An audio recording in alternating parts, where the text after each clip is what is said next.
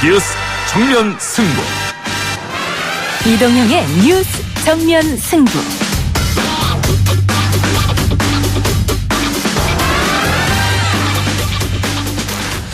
청취자 여러분 안녕하십니까, 이동형입니다. 이동형의 뉴스 정면 승부.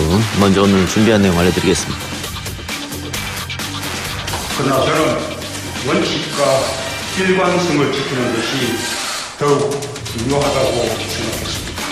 인사청문회까지 마쳐 절차적 요건을 모두 갖춘 상태에서 본인이 책임져야 할 명백한 위법 행위가 확인되지 않았는데도 소속만으로 임명하지 않는다면 나쁜 선례가 될 것입니다.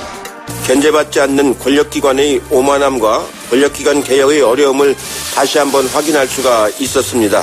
국민들에게 송구함을 표시하며 대통령 이번 인사권 행사가 끝이 아니라 새로운 시작이라는 각오로 심기일전해서 일하도록 하겠습니다.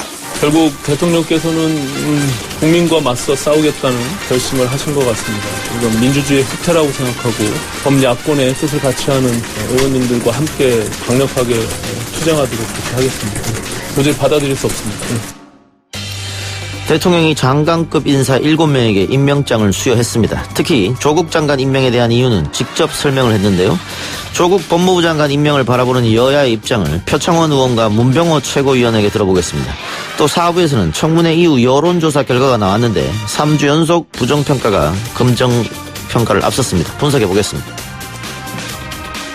오늘 대법원은 피고인의 행위는 우리 현행 법률에서 규정하고 있는 업무상 위력에 의한 간음, 추행 등 명백한 범죄라고 그 답을 주었습니다. 피고인에게 적용된 범죄 성립 요건인 위력이 무엇인지는 이미 여러 판례를 통해 축적된 확고한 법률적 정의가 있습니다. 안희정 전 충남지사가 대법원에서 징역 3년 6개월 실형을 확정받았습니다. 이 소식과 더불어 장제원 자유한국당 의원 아들 음주운전 등 다양한 정치권 뉴스를 정치 TMI 코너에서 전해드리겠습니다. 9월 9일 월요일 이동형의 뉴스 정면 승부 시작합니다.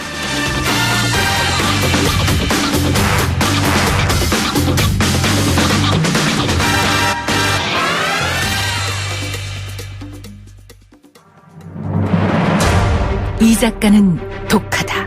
이 작가는 거칠다. 이 작가는 솔직하다. 이 작가는 눈치가 없다. 그는 할 말은 한다. 할 말은 한다. 정치 오타쿠 이 작가의 독설. 뉴스 정면 승부.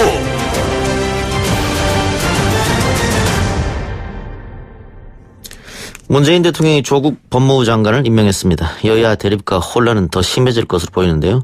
검찰 수사가 신속하게 시비를 가려주면 정국 안정에 도움이 되겠습니다만 검찰 수사를 바라보는 시각 자체도 극과 극으로 갈리고 있는 양상입니다.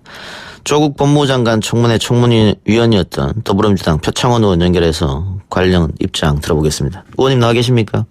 네, 안녕하세요. 예, 일단 청문 준비하시느라고 수고하셨다는 말씀 드리고. 네, 고맙습니다. TV로 지켜봤더니 정치권 들어와서 많이 늙으신 것 같더라고요. 네, 많이 상했습니다. 예, 스트레스 많은 것 같은데.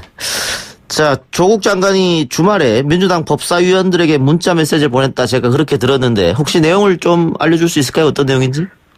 뭐 평범한 내용이고요. 예. 그런 문제, 혼란, 흠결 이런 것들이 많은 그 후보자인데 본인 때문에 고생 많이 했고 그리고 그 지원해 주셔서 감사하다. 뭐 이런 예. 간단한 인사말이었습니다. 예. 자, 대통령도 굉장히 숙고의 시간을 가졌던 것 같습니다. 네. 자, 조국 법무부 장관 임명 의원님은 어떻게 평가하십니까? 네, 당연히 했어야 할 임명이었고요. 예. 물론 상당히 힘들고 어려운 과정이었고 혼란도 많았고 국민께 끼쳐드린 심려 뭐 저도 함께 죄송하고요. 예. 저도 함께 회초에 맞겠다고 했지만 무엇보다 이제 검찰개혁, 법무개혁, 사법개혁, 공수처 설치 그 과제가 너무 엄중하다 보니까요. 예. 그 가족의 여러 의혹과 논란에도 불구하고 그 후보자 스스로는 이미 역량은 검증이 되었고 그 임무와 사명을 완수해야 되기 때문에 꼭 해야 될 임명이었다 저는 생각을 합니다. 그 여론조사를 보면은 많이 따라 올라오긴 했습니다만 어쨌든 아직도 조국 네. 장관 반대가 더 많습니다. 네. 그리고 지금 아내 되는 분이 기소가 된 상황이고 그래서 일각에서는 이렇게 하다가 총선에도 아마 부정적 영향을 주지 않겠냐 민주당 입장으로는 그런 지적도 있던데 거기는 어떻게 보십니까? 네, 지금도 많이 여론조사에서 좀 부정적인 부분이 많이 나타나고 있고요. 예. 총선에서 물론 정당은 당연히 승리를 목표로 하긴 하지만 예. 저희들은 여당이고 맡은 바 임무가 있지 않습니까? 그중에 가장 큰 게 또 사법개혁이기 때문에 예. 남은 기간 동안 국민께 또 오해도 많이 풀어드리고 예. 양해도 많이 구하고 그리고 조국 법무부 장관이 일을 잘한다. 실제로 사법개혁을 해낸다라는 것을 보여드림으로써 다시 그 지지를 회복하는 노력은 하겠지만 그럼에도 불구하고 회초리를 주신다면 맞을 것이고요. 지지율 때문에 해야 될 일을 바꾸거나 또는 하지 않는 그런 일은 없을 것이다라는 말씀 꼭 드리고 싶습니다.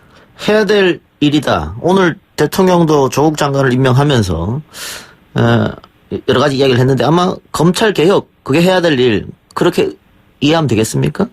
네, 검찰 개혁뿐만이 아니라 공수처 설치도 그 일환이긴 하겠죠. 예. 그리고 법무부가 국민들 특히 약자, 범죄 피해자라든지 그리고 청소년 범죄의 재범 방지라든지 정말 해야 될 일이 많은데 그동안 너무 검찰 문제에만 집중돼 왔었거든요. 예.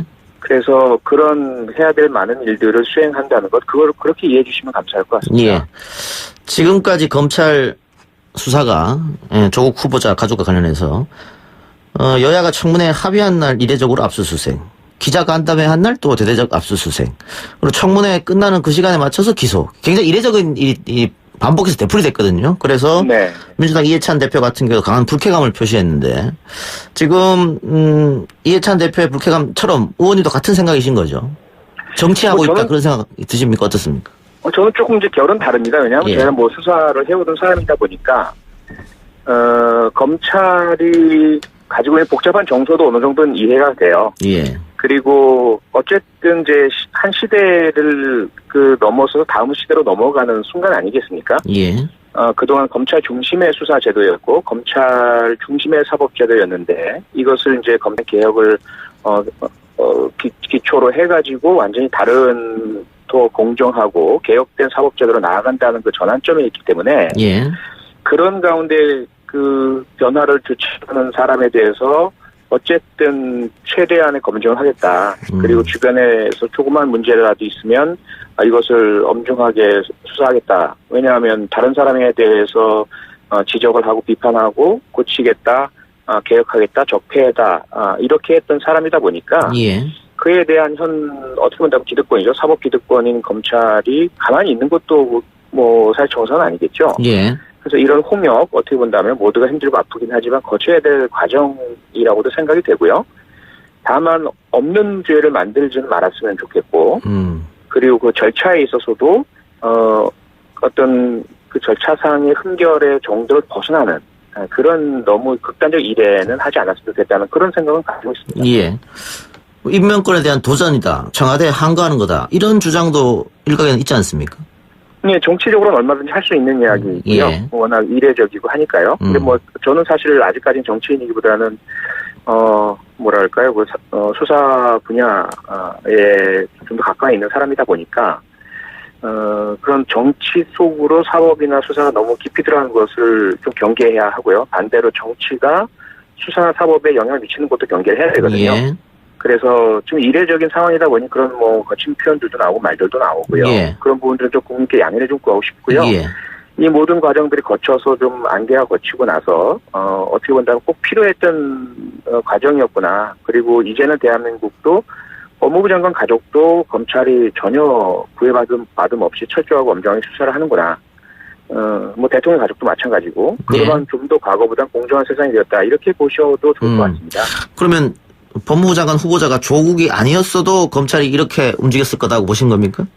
그렇진 않죠. 예. 아니, 조국이니까 그렇고 예. 제가 여러 차례 방송에서도 말씀드렸지만 이미 검찰은 초기부터 조국은 절대로 안 돼. 이런 정서가 있었고요. 예. 그런 이야기도 제가 들었고요. 근데 그런 검찰의 반응도 어느 정도는 그럴 수 있다라고 본다는 거죠. 그만큼 검찰 입장에서는 우리가 뭘 그렇게 잘못했길래라는 게 있고 또 대한민국 최고 엘리트들인 검찰이 사회 정의를 그래도 헌신하고 고생하면서 지켜오고 있는데 이런저런 그 몇 가지 사건이나 이런 것 때문에 우리를 개혁의 대상이다 또는 뭐 악한 존재로 본다. 이것도 검찰은 좀 견디기 힘든 예. 시각이었고요. 그러다 보니까 이제 그 조국 후보자가 들어올 경우 검찰에 대해서 칼을 들이대고 개혁을 할 것이고 힘을 뺄 것이고 그건 옳지 않아 이렇게 이제 생각하실 수가 있는 거죠. 그러니까 그래서 뭐 그런 반응은 예. 뭐 어느 정도는 뭐 감수를 해야 된다라고 저는 개인적으로 생각을 합니다. 검찰이 조국은 안 돼라고 이야기하는 것은 자신들이 개혁 대상이 될 수 없다. 뭐 이런 겁니까? 뭐 그렇죠. 왜 그래야만 하느냐라는 그 반응도 계속 나왔었죠. 물론 이제 우병우라든지 김기춘 그동안에 뭐 떡값 검사, 스폰서 검사 이런 사례들도 있었고 김학의 사건 이어져 왔지만 예. 그건 검찰 내 분위기로는 일부의 특수한 경우지 않느냐. 대다수의 검사들은 헌신 봉사를 해왔고 그래도 검찰의 국권이 지키니까 대한민국이 이 정도로 버텨나간다. 예. 그런 정서가 검찰 내에 있거든요. 예. 근데 그건 뭐 완전히 무시할 수는 없고요. 그럼에도 불구하고 국민이나 다수의 뭐 정치권의 시각이나 제도상의 개혁이 있어야 한다. 예. 뭐 검찰이 개인적으로 다들 문제가 있어서가 아니라 검찰에 집중되어 있는 이러한 수사사법 제도로는 사실 재벌 권력이나 정치 권력의 비호, 그들과 야합 결탁, 또 대형 로펌 김앤장 등 그와 전성직 검사들의 유착에 대한 의심, 법적 카르텔, 뭐 이런 부분들은 개혁해내야만 한다는 시대적 과정 분명하고요. 그 사이에서 나타나는 충돌은 이번에 이런 조국 가족에 대한 이례적이죠. 공직 후보자란 이유만으로 검사 21명을 포함해서 메모드급 수사진이 투입이 되고 거쳐간 모든 곳, 우리 고등학생의 생활기록부 자소서 내용 하나하나를 전부 예. 수사로 압수수색으로 검증하는 이런 일이 세상에 어디 있습니까? 그렇죠. 그러니까 그게 뭐 잘했다는 이야기가 아니고요. 검찰로서는 모든 총력을 다 기울여서 예. 그러한 검찰을 개혁하고 개혁 대상으로 보는 시선에 대해서 저항을 하는 것이고 그런 정도는 개혁하겠다는 측에서는 감수해야 된다는 겁니다. 알겠습니다. 그 의원님도 수사를 해보셨으니까 이거 네. 정경심 교수에 대해서 소환 조사 없이 사문서 위조 혐의로 기소를 했거든요. 네. 이 건은 어떻습니까? 이것도 뭐 이례적이다. 아니 그럴 수 있다. 뭐 양론이 있던데. 뭐 대단히 이례적이면서 법적으로 하자는 없죠.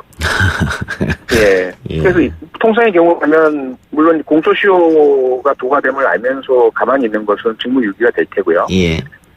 다만 기술적으로 얼마든지 그 시기를 알고 있었기 때문에 피의자 측의 입장, 피의자 측의 반대 증거, 피의자 예. 측의 그러한 변소 이런 것들을 들을 수 있는 시간적 여유는 있었거든요. 사문서 위조 행사 혐의도 또 나중에 적용하면 되니까. 그렇죠. 그런 부분도 있고요. 그런데 너무 국회에서 인사청문회와 좀 이렇게 조응하는 모습들이 앞서 말씀 주셨지만 어떻게 본다면 제가 읽은 사인은 뭐냐면 초기부터 검찰에서는 이러이러한 문제들에 대해서 우리가 계속 할 테니 차라리 이쯤에서 그만두시오. 이런 사인이 있거든요. 시간을 끌면 끌수록 더 추한 모습이 나타납니다. 예, 이런 예. 거죠. 쉽게 말하면. 알겠습니다. 수사하면 먼지 털면 다 틀리니까. 예. 그러니까 거기에 굴복해서는 안 되는 것이었고요. 그러다 보니까 뭐 검찰에서야 어쩔 수 없는 기소다라고 말씀하시지만 이례적인 건 분명하고 조국의 가족이 아니라면 이렇게 하지 않았을 것은 또 분명한 거죠. 예. 오늘 대통령이 조국 장을 임명하면서 국민 담화를 발표했는데요. 본인이 책임져야 할 명백한 위법 행위가 확인되지 않았는데 의혹만으로 임명이 되지 않는다면 나쁜 선례가 된다. 이렇게 이야기하셨어요. 네. 그리고 제 생각에도 조국 후보자가 장관을 하는 게 아니고 조국 본인이 장관을 하는 거니까 뭐 네. 당연히 맞는 말이라고 생각합니다만은 그 국민 정서라는 게 있지 않습니까? 만일 이 정경심 교수에게 위법 행위가 드러난다. 그 이후에도 장관직을 유지할 수 있겠느냐? 뭐 이런 또 회의적인 반응도 있어서요. 네, 과거에 그냥 이례적이지 않은 일반적인 후보자의 가족에서 이런 문제가 드러났다라면 아마 도의적 책임을 지면서 사퇴하는 것이 일상 예였겠죠. 예. 근데 이번은 앞서도 말씀드렸다시피 이미 전면전이 선포된 상태에서 시작이 되었습니다. 예. 자유한국당, 검찰, 그 다음에 뭐 법적 기득권 세력, 등은 조국은 절대로 안 돼라는 걸로 시작을 했고요. 그래서 모든 총력을 다 기울여서 언론에서 공세, 압수수색 등 수사 공세, 정치 공세 이렇게 해서 주변 가족들 모두를 뭐 탈탈 털었죠. 쉽게 말해서. 그렇게 했기 때문에 나온 많은 이 의혹들 때문에 그만둔다면 언제든지 반대편에서 마음먹고 공격하고 저 사람 안 되라고 하면 그러면 임명 못하는 것이거든요. 예. 그러면 반대편에서 받아들일 수 있는 사람, 무난한 사람, 개혁 의지가 없는 사람이라고 봐야 되겠죠. 그러면 일상적인 그냥 그 관리형 정부라면야 그게 맞을지도 모르겠지만 지금은 촛불 시민들의 엄중한 명령을 받고 탄생한 정부고 개혁을 해내야 하거든요. 예. 그렇다면 개혁을 반대하고 또 그런 개혁의 상징인 조국을 반대하는 사람들이 제기한 문제들 그것들 때문에 임명을 하지 않는다. 예. 그렇게 해서는 안 되는 예. 것이고 특히 뭐 후보자 본인에게 해당되는 의혹사항은 전혀 나온 게 없지 않습니까? 예. 근데 어쨌든 지금 우여곡절 끝에 임명이 됐는데 네. 지금 야당이 굉장히 강력 반발하고 있거든요. 장관 해임 건의안을 내겠다 벌써부터. 네. 임명된 지 하루도 안 됐는데 지금 그런 얘기가 나오고 있는데 그 한동안 그 국회가 파국 운영되면서 일을 못하고 있다 이런 지적 받았는데 이렇게 되면 또 국회가 제대로 안 열리고 이런 일이 벌어지는 거 아닙니까? 앞으로 할 일은 태산 같은데. 그렇지는 않은 것 같고요. 나경원 원내대표나 또 오신환 원내대표나 하신 말씀을 보면 이제 국회 안에서 국회 일정을 소화해내면서 투쟁하겠다 이런 말씀이시니까요. 그러니까 해임 건의안도 국회 내의 하나의 정치 행위이고요. 예. 법상 보장된 것이고요. 그래서 과연 야당 의원들이 어떻게 다 그 숫자가 과반수가 나오는지 여기에 따라 달라질 테니까요. 그건 얼마든지 보장된 예, 부분이고 알겠습니다. 국회 일정은 문제가 없으리라고 봅니다. 마지막으로요. 여당 일각입니다. 여당 일각에서 장제원 의원 아들 문제 때문에 장제원 의원이 책임져야 된다. 뭐 이런 얘기가 있던데 어떻게 동의하십니까? 동의하지 않고요. 예. 조국 후보자가 가족 때문에 책임져서는 안 되듯이 공직에 대한 지정을 받아서는 안 되듯이 장제원 의원 역시 아들 문제는 아들이 책임져야 될 것 같고요. 예. 다만 아버지의 힘과 영향력이 발휘가 돼서 수사나 처벌에 다른 국민과 차별되는 조치가 이루어졌다면 그건 안 되겠죠. 국회는 없어야 되고요. 아버지가 그 아들의 행위 때문에 정치적 책임을 진다 저는 반대합니다. 예. 연좌제가 없어진 지 오래니까요. 네네. 알겠습니다. 오늘 의원님 말씀 여기까지 듣겠습니다. 네, 고맙습니다. 예. 지금까지 더불어민주당 표창원 의원이었습니다. 잠시 후 3부에서는 바른미래당 문병호 최고위원 연결해 보겠습니다. 딱딱하고 지루한 뉴스가 소설보다 흥미진진해지는 새로운 경험. 놀라셨죠? 이것이 바로 이동준의 뉴스 정면 승부.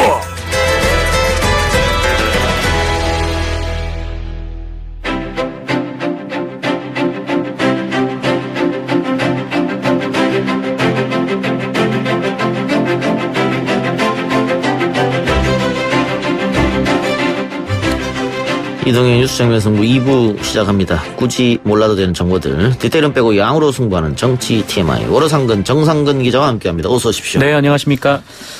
예, 문재인 대통령이 조국 법무장관 임명을 했고 네. 관련해서 또 직접 입장을 밝혔습니다. 네, 입장 발표했습니다. 오늘 장관들에 대한 임명장을 수여하면서 입장을 밝혔는데 일단 국민들께 송구스럽다라는 말이 가장 먼저 나왔습니다. 그리고 이 국회로부터 인사청문 경과보고서를 송부받지 못한 채 임명하게 됐다라고 말을 했는데요. 예. 그러면서 이런 일이 문재인 정부 들어서 거듭되고 있고 특히 이 개혁성이 강한 인사일수록 인사청문 과정에 어려움을 겪고 있다. 큰 책임감을 느끼지만 그 인사청문 절차가 제도의 취지대로 운영되지 않고 있고 또 국민통합과 좋은 인재의 발탁에 큰 어려움이 되고 있다는 답답함을 토로하고 싶다라는 말을 했습니다. 그 야당과 검찰을 돌려서 조금 비판하지 않았나 그런 생각도 듭니다. 네, 이 정도면은 직접적으로 비판했다고. 직접적 비판입니까? 네, 봐도 괜찮지 않을까 싶은데. 예, 검찰에 대해서도 또 한마디 했죠. 검찰에 대해서도 한마디를 했습니다. 예. 그러니까 조국 후보자가 이 법무부 장관으로 임명될 경우 이 검찰 수사에 좀 장애가 있지 않을까 이런 얘기가 있는 것은 이제 본인도 알고 있다라면서 그러나 이 검찰은 이미 엄정한 수사 의지를 행동을 통해서 의심할 여지 없이 분명하게 보여줬다. 라고 이제 얘기를 했습니다. 이것도 직접 비판입니까? 요거는 돌려서 네, 돌려서 얘기한 것 같은데, 예. 그러니까 검찰은 검찰이 해야 할 일을 하고 또 장관은 장관이 해야 할 일을 해나간다면 뭐 그 역시 권력기관의 개혁과 민주주의의 발전을 보여주는 일이다라고 말을 하기도 했습니다. 특히 이 마지막으로 교육의 불공정에 대해서 언급하기도 했는데요. 국민의 요구는 뭐 더 나아가서 이 제도에 내재된 불공정과 특권적 요소까지 없애달라는 것이다라고 해석을 한 뒤에 기회의 공정에 해치는 제도부터 다시 한번 살피고 특히 교육 분야의 개혁을 강력히 추진해 나가겠다라고 밝히기도 했습니다. 예. 야당은 당연히 반발했겠네요. 네, 뭐 당연히 거세게 반발을 하고 있습니다. 뭐 자유한국당은 조국 장관을 임명할 경우에 뭐 문재인 정권 몰락이 시작이 될 것이다라든지 이 정권의 종말이 될 것이다라든지 이런 좀 거친 언어로 경고를 해왔는데, 이 나경원 원내대표는 조국 장관에 대한 임명 직후에 기자들과 만나서 기어이 민심을 거스르는 결정을 했다. 이 대한민국 헌정사상 가장 불행한 사태로 기록될 것이다라고 비판을 했습니다. 그러면서 조국 장관 해임 건의안 그리고 특검 등은 다른 야당과 논의해서 추진하겠다라는 뜻도 내비쳤는데요. 이 자유한국당은 긴급 의원총회를 열고 대응 방안을 논의하고 있는데, 이 자유한국당이 일전에 이 조국 장관을 임명할 경우 중대 결심을 하겠다. 예. 이런 뜻을 내비친 바가 있거든요. 그래서 뭐 의원직 사퇴 카드 아니냐. 네. 그런 얘기도 있었죠. 뭐 가능성은 떨어져 보이지만 뭐 이 중대 결심이 뭔지 지금 아무도 모르는 상황이어서 아직 나오진 않았죠. 네, 그게 뭔지 오늘 좀 논의가 될 것으로 보입니다. 예. 바른미래당도 반발하고 있고 당연히. 네, 그렇죠. 검찰 쪽에서는 어떤 얘기 나왔습니까? 오늘 법무부 장관 임명식에 윤석열 총장이 안 왔습니다. 참석하지 않았다. 네, 참석하지 않았는데. 그것도 불만 표시입니까? 뭐 글쎄요. 뭐 그거를 뭐 불만 표시로 받아들일지 모르겠지만 예. 사실 이 그 검찰 쪽에서 이 공식 반응을 좀 내놓기는 좀 민망한 애매한 좀 상황이긴 한데, 어쨌든 뭐 당연히 뭐 공식 반응은 없습니다. 뭐 다만 이제 그 검찰 그 보고 사무 규칙을 보면 이 검찰은 고위공직자 범죄 혹은 사회적 관심을 끄는 사건의 경우 이 검찰총장과 법무부 장관에게 동시에 보고하게 되어 있기 때문에 뭐 야권에서는 이 상황이 말이 되냐 뭐 이렇게 주장을 하고 있습니다만, 뭐 조국 장관은 앞서서 이 국회 인사청문회에서 이 가족 수사와 관련해서는 뭐 보고를 받지 않겠다라고 밝힌 바도 있고, 또 이 검찰도 이 현 박상기 법무부 장관에게 보고 없이 수사를 진행해왔기 때문에 뭐 크게 달라질 부분은 없을 것이다. 뭐 이런 의견도 나오고 있는 상황입니다. 어젠가요? 검찰 그 부부장 검사 중 한 명이 내부 통신망에 수사 잘못됐다라는 네네. 이야기도 올렸다고. 뭐 이문정 검사, 서지영 검사 등이 좀 이번 수사에 대해서 좀 비판적인 목소리를 페이스북을 통해서 낸 가운데 이 진모 이 부부장 검사가 이 검찰 내부 통신망 이프로스라고 하죠. 여기에 이제 글을 올려서 이번 수사에 대해서 좀 비판적인 글을 냈습니다. 그러니까 국민이 선출한 대통령에 의해서 임명되는 법무부 장관의 지휘와 또 감독을 받는 검찰이 이 민주국가의 선거에 의한 통제 원칙의 본분을 잊고 이 정치에 직접 개입하는 잘못된 행태를 되풀이하고 있다라는 주장이었는데, 또 가족을 넘어서 사건의 참고인들, 이 참고인들의 주변인들을 뒤지는 듯한 인상을 언론에 흘리면서 뭐 재판에서 그 유리하게 우리에게 진술하지 않으면 뭐 너의 비리를 더 수사할 것이라는 압박을 또 주고 있다라고 주장하기도 했습니다. 그러니까 이런 것 같아요. 대통령이 임명권을 갖고 있고 장관 후보자 다른 사람 어떤 사람에도 임명하면 만일 고소고발이 있다면 또 이렇게 압수수색하면 안 틀릴 사람이 어디 있겠느냐. 그런 얘기입니다. 그런 얘기인데 여기에 덧붙여가지고 그 한국 고등학생이, 그러니까 어떤 학생이 이 제1저자로 기재된 논문을 거론을 하면서 이 학생이 현재 고위공직에 계시는 어떤 분의 아드님이다 이렇게 얘기를 하면서 야당? 그건 모르겠습니다. 고위직에 있는 어떤 사람이다라고 얘기를 했는데, 이 사건 역시 이 표창장을 추적하듯이 수사할 수 있느냐, 이 진모 부부장 검사가 이렇게 반문하기도 했습니다. 예. 그래요.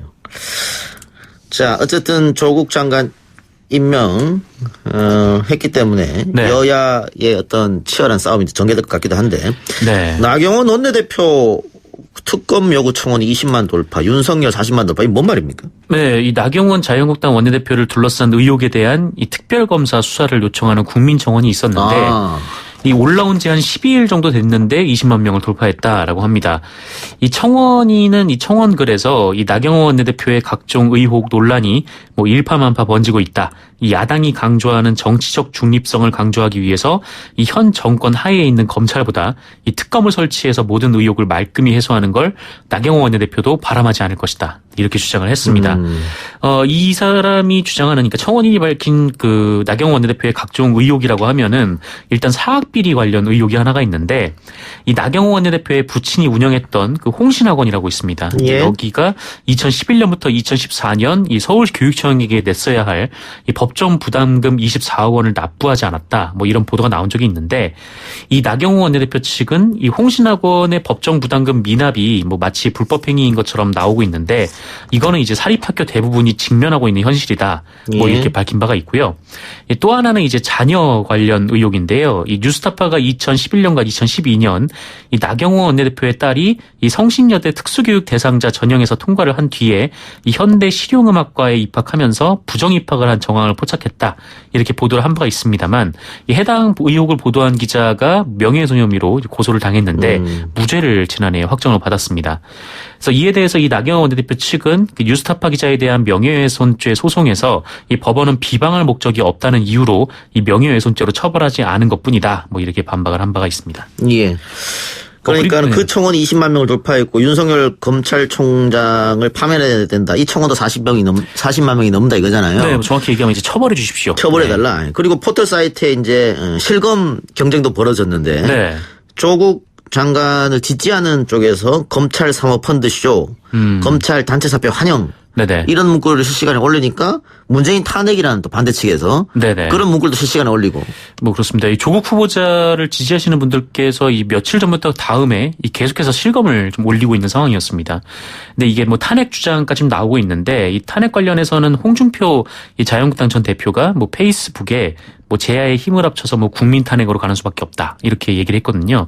그 이후에 이제 문재인 탄핵이라는 검색어가 이제 올라가지고 한 3시쯤 2위까지 올라갔다고 하는데, 뭐 이거를 보고 뭐 일부 언론에서는 뭐 지금까지 이제 조국 법무부 장관 반대를 했던 분들이 뭐 조국 사퇴하세요 뭐 이렇게 조국 후보자와 관련된 장관과 관련된 얘기를 했던 데 비해서 뭐 이번에는 이제 문재인 대통령의 이름이 직접 나왔다라면서 뭐 기존과는 좀 다른 양상이다 이렇게 의미 부여를 하기도 했습니다. 예, 정치 과잉이 아닌가 싶기도 한데 그 이런 와중에 여러 가지 조국 안에 되는 분 사람에 대해서 의혹을 제기했던 최성해 동양대학 총장 네. 허위 학력이 밝혀졌어요. 네, 이 표창장이 논란이 되면서 이 표창장에 기재된 이 교육학 박사라는 최성해 총장의 직함이 함께 논란이 됐었습니다. 예. 이 최성해 총장이 알고 보면 뭐 교육학 박사가 아니라 뭐 명예 박사였다. 예. 이런 주장이었는데 이와 관련해서 최성해 총장이 직접 오늘 답변을 했습니다. 예. 그리고 이 총장의 답은 명예 교육학 박사가 맞다라는 거였는데 연합뉴스와의 인터뷰에서 그 워싱턴 침례대학교에 이 3학년으로 편입해서 학사학위 그리고 교육학 석사학위를 받았고 또 단국대에서 교육학 명예박사 학위를 받았다라는 얘기였습니다. 박사학위가 없다는 얘기잖아요, 그러니까. 그렇죠. 명예박사는 박사가 아니니까요. 네. 네. 그런데 계속 표창장이나 상장에는 교육학 박사로 나갔지 않습니까? 이 최성해 총장은 이렇게 얘기를 하고 있습니다. 그러니까 직원들이 너무 길다. 뭐가요? 명예박사라고 하면 이제 너무 길다. 네.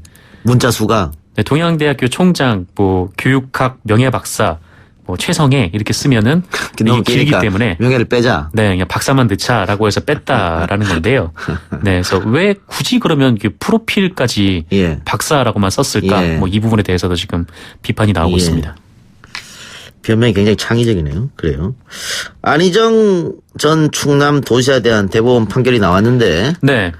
2심 판결이 확정됐네요? 네, 2심 판결이 확정됐습니다. 1심에서 무죄 판결을 받았는데 2심에서는 실형을 선고받고 이 법정 구속이 됐었잖아요. 예. 2심 판결이 확정이 됨으로써 안희정 전 충남도지사는 이 징역 3년 6개월을 확정받고 계속 복역을 하게 됐습니다. 예. 안희정 전 지사는 2017년 7월부터 다음해 2월까지 뭐 러시아, 스위스, 서울 등에서 이 업무상 위력을 이용해서 이 수행비서 김지은 씨를 4차례 성폭행한 혐의로 재판에 넘겨졌는데요.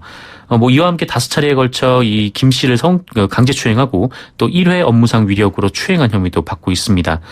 1심에서는 이 피해자의 주장이 대체로 받아들여지지 않았는데요. 뭐 피해자가 사건 이후에 뭐 피고인과 동행해서 와인바에 간 점, 뭐 지인과의 대화에서 뭐 피고인을 적극 지지하는 그런 대화를 한 점 등에 비춰서 이 피해자 진술을 믿기 어렵다 이렇게 판결을 했는데 2심에서는 피해자의 진술에 일관성이 있고 또 피해자가 피고인을 무고할 목적 등으로 허위의 피해 사실을 지어내 진술했다거나 뭐 피고인을 무고할 만한 동기나 이유가 있다고 볼 만한 자료가 없다라고 안희정 전 전 지사에게 유죄를 선고를 했습니다. 그리고 대법원이 오늘 이를 확정을 했습니다. 예, 성인지 감수성이 뭔 말인지도 알겠고 네. 피해자 다움을 내세우지 말란 얘기도 뭔 말인지 알겠습니다. 네네. 예. 다만 어쨌든 이 사건은 증거가 양쪽이 다 없었고 피해자가 일관되게 진술을 했다고 하면 피의자도 일관되게 진술했다는 점. 네. 네.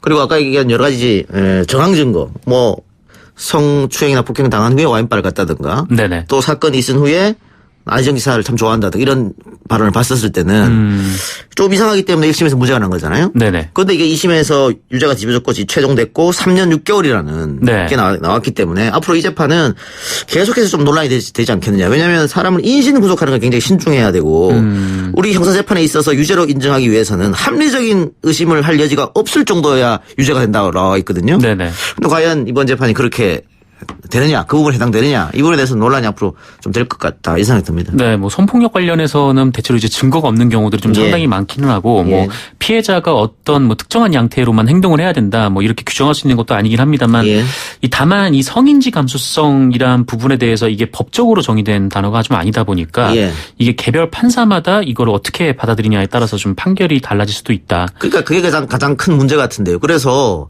법률을 바꿔서 좀 국회에서 바꿔서 이 법전에 집어 넣으면 좋겠다. 네. 지금 정상 기자 말처럼 이 판사가 누구냐에 따라서 달라질 수도 있거든요. 이렇게 되면 재판 이상해지는 거지. 그렇죠. 그래서 이 법조계에서도 이 결국은 이제 법을 개정하는 방향으로 가야 되는 거 아니냐, 뭐 이런 주장도 지금 나오고 있습니다. 예. 장제원 자유한국당 의원 아들이 음주운전을 하다가 적발됐는데 문제는 운전자 바꿔치기도 시도했다고요? 네, 이게 그냥 음주운전 해프닝 정도로, 물론 이제 음주운전을 하면 절대 안 되지만 뭐 그 정도로 끝나는가 싶더니 이게 점점 일이 좀 커지고 있습니다. 뭐 말씀하신 대로 이 고급 수입차에 타고 있던 이 장용준 씨 그리고 이제 동승자가 있었는데 이 두 사람이 모두 이 면허 취소 기준을 넘긴 만취 상태였다라고 해요. 그러니까 현장에서 적발이 됐는데, 근데 이후에 경찰에 갔는데 한 30분 정도 뒤늦게 나타나서 어떤 사람이 나타나서 자기가 운전을 했다. 네, 그 사람은 이제 술을 마시지 않은 그런 상태였다고 하고요. 그런데 이 어제 KBS 보도에 따르면 더 황당한 거는 경찰이 이 갑자기 나타난 사람의 말을 듣고 장윤준 씨 일행을 돌려보냈다라는 겁니다. 당시 경찰은 세 사람 모두 음주 측정을 했는데 그 A 씨만 이 경찰서로 데려가 조사를 한 거죠. 경찰은 이 장용준 씨가 사고 당시 만취 상태였기 때문에 이 용의자가 술에 취해 있을 때는 뭐 나중에 조사하는 원칙에 따랐다 이렇게 해명을 했습니다만 이 사고를 내놓고 음주운전 사실을 부인을 하고 있었고 또 심지어 운전자를 바꿔치며 좀 공무집행 방해까지 의심되는 상황이었음에도 불구하고 이 집에 돌려보낸 거는 부적절하다 이런 지적이 나오고 있습니다. 예. 아직 신원이 안 밝혀졌죠. 그 A라는 사람은. 네, A라는 사람이 누군지는 아직 밝히지는 않았습니다. 경찰이 이거 수사하면 바로 나오는 거 아닙니까? 누군지 그렇죠. 이 신원 중에만 하면 나올 것 같은데 이게 30대라고 하더라고요. 이 장용준 씨가 이제 20대, 갓 이제 성인이 된 나이였는데 이 30대라고 하면 아마 뭐 그 소속사 쪽이 아닐까라는 생각도 좀 들고 이건 뭐 그냥 경찰이 누군지 아마 언론에 흘려주지는 않는 모양이에요. 그러니까 이거는 어떤 범죄를 덮으려고 했던 일이기 때문에 반드시 누군지 밝혀야죠. 그렇죠. 네. 알겠습니다. 경찰이 뭐 조금 더 수사를 한다니까.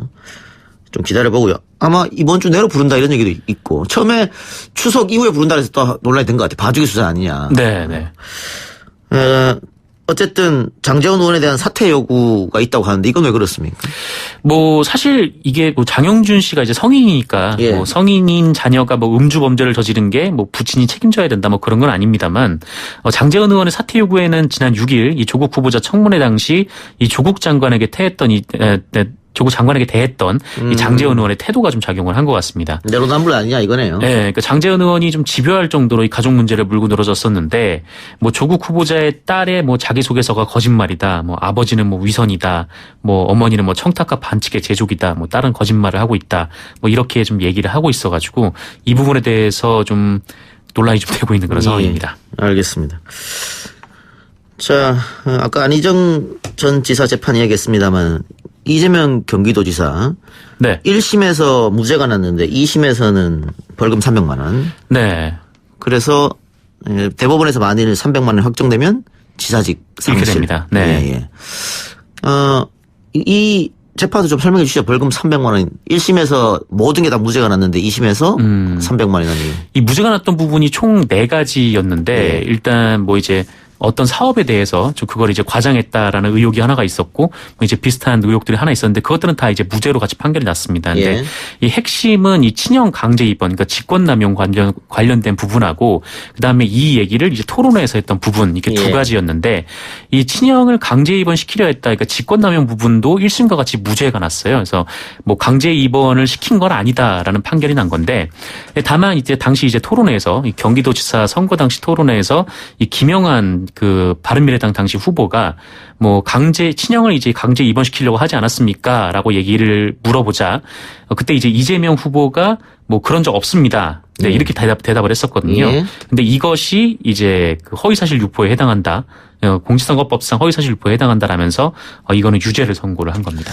예. 그러니까 검찰은 직권남용을 더 크게 보고 1년 6개월을 구형하고 나머지에 대해서는 벌금 허위사실 유포 3개 200만 원씩 600만 원 한 거지 않습니까? 네네. 그런데 지금 법원에 2심 법원에서 1심 법원은 다 무죄였었고 2심 법원에서 직권남용은 아니다 그거. 직권남용 아니다. 친형 뭐 강제 입원시키려고 뭐 그 직권남용이 아닌데 방송에서 토론 방송에서 상대 후보가 물었을 때 한 적 없다고 해가지고 그게 허위사실이다. 그래서 검찰이 고용한 200만 원보다 100만 원 더 비싼 300만 원을 선고했다. 이거지 않습니까? 이게 사실 1심에서는 그 대목에 대해서 그러니까 이 토론회라는 짧은 토론 시간에 공방이 오가는 상황에서 이 부분에 대해서 명확한 취지를 밝히기는 어려웠을 것이다. 이렇게 얘기를 하고 뭐 이게 무죄라고 판결을 했는데 이 항소심 재판부는 뭐 전혀 다르게 판단을 한 거죠. 예. 관련해서 20대 이번 총선이죠. 이 허위사실 공표로 재판을 받은 사람이 총 당선자 중에서 16명입니다. 네. 100만 원 넘은 사람이 한 명도 없어요. 거의 뭐 100만 원 안쪽으로. 네. 다 선고 유예되거나 무죄되거나 100만 원 미만으로 판결되는데 300만 원이면 굉장히 이례적인 거예요. 왜 그러냐면 선거하다가 토론하다 보면은 당연히 내 업적에 대해서 부풀리기도 하고 또 다른 사람은 깎아내리기도 하고 그런 것 때문에 이 부분에 대해서는 300만 원 굉장히 이례적이다. 이런 의견이 지금 나오고 있는 것이죠. 네. 1심도 그렇게 판단을 해서 이제 무죄로 판결을 했는데 항소심은 전혀 다른 판단이 내려졌습니다. 예. 대법원 가면 어떻게 될까요? 글쎄요. 이게 사실 뭐 2심에서 그 1심과 전혀 다른 뭐 증거가 추가되거나 한 적은 없었거든요. 뭐 그 1심과 같은 내용을 가지고 판단을 했는데 2심 같은 경우에는 이렇게 좀 1심과 다르게 나와가지고. 근데 이게 뭐 전반적으로 봤을 때 강제 입원을 시도한 적이 없다라는 판결을 내린 건데 이게 강제 입원을 시도한 적이 없다라고 본인이 말한 거는 이게 허위사실 유포다라고 좀 판결을 내린 것과 좀 비슷하기 때문에 대법원에서는 뭐 바로 좀 1심과 같은 판결이 나오지 않을까. 그러니까 보통은 2심이 뒤집혀지기 힘들잖아요. 대법원 가서. 그렇죠. 네. 그런데 지금 법률 전문가들은 논리적으로 조금 모순이 있다 이번 판결에. 네. 그렇게 전망들 많이 하시더라고요. 정 기자가 이야기한 것처럼 그런 게 있기 때문에 1심에 가서 3심에 가서는 뒤집어질 확률도 있지 않겠느냐. 네네. 뭐 이런 얘기죠. 그런 얘기입니다. 예. 알겠습니다. 근데 지금 안희정 재판이나 또 이재명 재판이나 상당히 정치적으로 큰 이슈인데 조국 이슈가 워낙 커가지고 다 덮인 감이 없지 않아 있네. 네, 아마 모르고 지나가는 분들도 굉장히 많지 않을까라는 생각이 좀 들고. 예. 어때요? 기자 입장으로서 이렇게 한 이슈가 이렇게 오래 끌고 하면은 조금 피로감 느끼거나 그러지 않습니까? 뭐 기자 입장에서도 굉장히 피로감을 느끼죠. 뭐 이거를 다 기자들이 이렇게 너무 많이 쏟아질 경우에는 팔로업 자체를 하기가 굉장히 어렵기 때문에 따라가는 것조차가. 네, 따라가기가 굉장히 어렵기 때문에 이 사안에 대해서 뭐 정확한 판단을 내리기도 좀 불가능한 상황입니다. 그래서 이게 어느 정도 되면은 좀 이렇게 언론들이 그 의혹들의 쟁점과 그다음에 여러 가지 좀 정리를 해줘야 되는데 그런 것도 잘 이루어지지 않고 그냥 단건마다 나오는 상황이어가지고 네, 좀 오히려 이제 그 독자들이 보기에는 굉장히 좀 불편한 그런 상황이기도 하죠. 알겠습니다. 오늘 정상근 기자 코너는 여기까지 하겠습니다. 수고하셨습니다. 고맙습니다. 1, 2부 순서 마치고요. 뉴스 듣고 3부로 돌아오겠습니다. 글쎄 안 들려 들을 뉴스 없어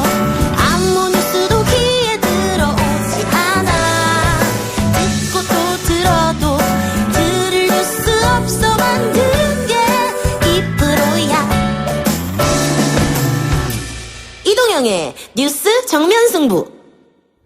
YTN 라디오 이동영의 뉴스 정면 승부 3부 시작하겠습니다. 조국 법무부 장관이 임명되자 예상대로 야당의 반발이 극렬합니다. 자유한국당과 바른미래당의 공동 전선 계획이 나온 가운데 오늘 바른미래당 공식 회의장에선 레임덕 문제까지 거론됐습니다. 바른미래당 문병호 최고위원 연결하겠습니다. 문 최고님. 네, 안녕하세요. 예, 오랜만에 통화하네요. 예, 오래간만에 뵙습니다. 예. 자, 문재인 대통령이 조국 구하기에 나서면 안 된다. 임명을 강행하면 레임덕에 빠지게 될 것이다. 오늘 하신 말씀이에요. 예, 그렇습니다. 예, 어떤 뜻입니까? 조국 후보자는 역대 장관 후보 중에 가장 흠이 많은 만신창이 후보입니다. 예. 그래서 수렁에 빠져 있는데 그 수렁에 빠진 조국 후보자를 문재인 대통령께서 장관으로 임명해서 구하려 한다면은 민심 이반이 올 것이고 특히 이제 그 중도층 스윙 보터들의 이탈로 인해서 레임덕이 시작될 거다 그렇게 얘기를 했습니다. 예. 그런데 임명했지 않습니까? 그러니까 임명을 할 걸로 예상했는데요. 예. 임명하면은 더더욱 국민들의 저항에 부딪힐 거다 그런 예. 말씀드린 거죠. 예. 관련해서 나경원 자유한국당 원내대표도 임명을 하면 밀란 수준의 국민 저항이 있을 것이다 이런 얘기를 했는데 그 네네. 야당 입장에서는 오히려 좋은 거 아닙니까? 레임덕 빠지고 이렇게 되면? 그러니까 제가 조국 후보를 장관으로 임명했을 때 한 달 전에 예. 제가 그런 얘기 했습니다. 야당이 공격하고 있지만 속으로는 미소 짓고 있다. 마찬가지입니다. 사실은 문 대통령으로서는 임명하지 않을 수 없는 상황이 있는데 예. 이제 더 민주당도 더 추락하고 문재인 대통령 아마 지지도도 더 추락하기 때문에 정무적으로 보면은 야당이 나쁠 건 없죠. 근데 나라가 걱정이죠, 나라가. 예. 국민 분열되고 또 이제 조국 후보 가지고 예. 지금 이제 좀 지겹습니다, 저도 이제. 예. 이제 그만했으면 좋겠는데 예. 또 안 할 수가 없어요. 그래서 지금 문제라는 겁니다. 이번 주 이제 명절인데 그러면 명절 네네. 밥상에 조국 후보자가 아니죠, 이제는. 조국 장관인데 조국 네네. 장관 이야기가 당연히 나오고 그러면은 이 여당 청와대 여론은 안 좋게 번질 것이다 이 말씀이네요. 추석 밥상에 그런 게 그렇죠. 올 것이다. 예. 예, 그렇습니다. 이미 조국 후보자에 대해서는 국민들이 이미 심판을 내렸어요. 예. 국민들 마음속에서는 이미 장관으로 적절치 않다라고 심판을 했기 때문에 일부 이제 문재인 대통령 적극 지지자들이 지금 지지하고 있는 것이지 예. 대다수 국민들은 반대하고 있다고 봅니다. 예. 그런데 조국 장관 후보자에 대해서 지명에 찬성하냐 반대하냐 하면 반대가 당연히 높습니다. 그런데 이게 네네. 야당 지지율은 오르지 않는단 말이죠. 이건 어떻게 설명해야 될까요? 야당도 신뢰를 얻지 못하고 있죠. 바른미래당은 좀 질이 멸렬하고 있고요. 예. 또 한국당은 그냥 구태 정치를 계속 반복하기 때문에 예. 국민들로서는 이제 문재인 대통령이나 민주당도 마음에 안 들지만은 야당도 지금 제 역할을 못하고 있다고 보시기 때문이죠. 예. 그래서 빨리 이제 야당이 새롭게 정비돼야 됩니다. 예. 그래서 만일 조국 장관과 관련해서 야당이 총력 투쟁, 장애 투쟁 이렇게 한다면은 아까 네네. 최고님 말씀처럼 야당도 지겹다 이런 반응이 나오지 않을까요? 이제 장애 투쟁에 대해서는 여러 가지 의견이 있습니다만은 저희 바른미래당은 가능하면 국회 내 투쟁으로 그걸 예. 중심으로 할 생각입니다. 장애 예. 투쟁도 물론 해야 되겠지만은 예. 일단 국민들께서는 또 장애 투쟁에 대해서 조금은 이제 좋지 않게 생각하시기 때문에 예. 가능하면 국회 내에서 또 제도권 내에서 강력한 예. 투쟁을 해야 되겠죠. 그럼 지금은 일단 투트랙으로 생각하고 계십니까? 그렇습니다. 예. 근데 이제 바른미래당은 이제 국회 내 투쟁을 원칙으로 하고 있습니다. 예. 자, 오신환 원내대표는 해임 건의안 또 특검 이야기 했는데 네네. 특검은 여당에서 안 받아들이면은 현실적으로 불가능할 것 같고요. 특검에 대해서는 예. 저도 반대고요. 예. 오신환 원내대표의 입장인데 하태경 최고위원이나 저는 좀 반대하는 입장입니다. 예. 일단 윤석열 총장이 엄정하고 신속하게 수사를 하고 있기 때문에 일단 현 윤 총장 수사를 지켜보고 예. 혹시 거기에 문제가 있을 때 특검 얘기를 해야지 지금 특검 얘기하는 건 적절치 않다고 봅니다. 예. 그럼 그거는 오신환 원내대표의 개인적 생각이네요. 네네 그렇습니다. 예. 해임 건의안은 어떻습니까? 해임 분야는 한국당과 민평당과 공조가 되면은 예. 해임 분야는 내야 되겠죠. 예. 내고 본회의 통과도 생각하고 계신 겁니까? 그렇습니다. 본회의 통과가 되지 않겠습니까? 그런데 이제 또 본회의 통과돼도 대통령이 무시하면 그만이죠. 예. 어떨 것 같아요? 지금까지는 그런 예가 별로 없었는데.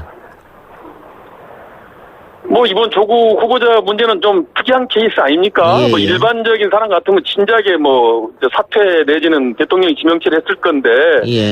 이제 문 대통령이 사실상 후계자로 낙점된 조국 후보자이기 때문에 지금까지 장관 임명된 거고 후계자다. 뭐 해임 건의안이 된다 한들 뭐 문 대통령께서 그걸 받아들일 가능성이 없다고 봅니다. 예. 예. 지금 후계자 이런 말씀 해주셨는데 조국 장관은 자기가 공무원은 이번에 마지막이다 이런 얘기 했고 오늘 예. 대통령이 국민남하에서는 개혁 적임자다. 특히 검찰개혁의 적임자다. 그래서 조국을 밀었다 이런 이야기를 하더라고요. 전혀 반대죠. 전혀 적임자가 아닙니다. 예. 일단은 뭐 현재 이제 이렇게 조국 장관 문제로 논란이 되고 벌써 이제 여러 가지 그 검찰을 개혁할 수 있는 이제 위치가 안 됩니다. 이미 권위나 도덕성이 상실이 됐고요. 예. 그리고 사실 뭐 조국 후보자가 형법 교수를 오래 하고 뭐 시민단체에서도 활동하고 검찰 개혁을 평소에도 많이 고민한 분이고 예. 또 민정수석도 2년 했는데 지금 뭐 검찰 개혁이라고 해서 뭐 나온 안이 있습니까? 예. 안이 아무것도 없어요. 오늘 취임 일성이 뭐냐면 무슨 검찰에 대한 법무부 감독 강화입니다. 예. 그것은 일부에서는 개악으로 보는 견해도 있어요. 예. 그러니까 이 조국 후보자가 무슨 검찰 개혁에 대해서 뭐 깊이 있는 고민을 하신 분이 아니에요. 능력이 없는 분이라고 봅니다. 저는. 예. 그리고 더군다나 지금 이 사법정의라는 것은 가장 중요한 게 공정성입니다. 그런데 반칙과 특권으로 이미 국민들에게 낙인 찍힌 사람이 어떻게 검찰 개혁을 추진한단 말입니까? 그건 속아 웃을 일이죠. 조국 장관은 자격은 없지만은 어쨌든 바른미래당은 검찰 개혁은 동의한다 이렇게 생각하면 됩니까? 그렇죠. 검찰 개혁 당연히 해야죠. 그래서 우리는 좀 더 도덕적이고 능력 있는 사람으로 교체해서 예. 검찰 개혁을 철저히 해야 한다. 그런 입장을 갖고 있습니다. 예. 알겠습니다.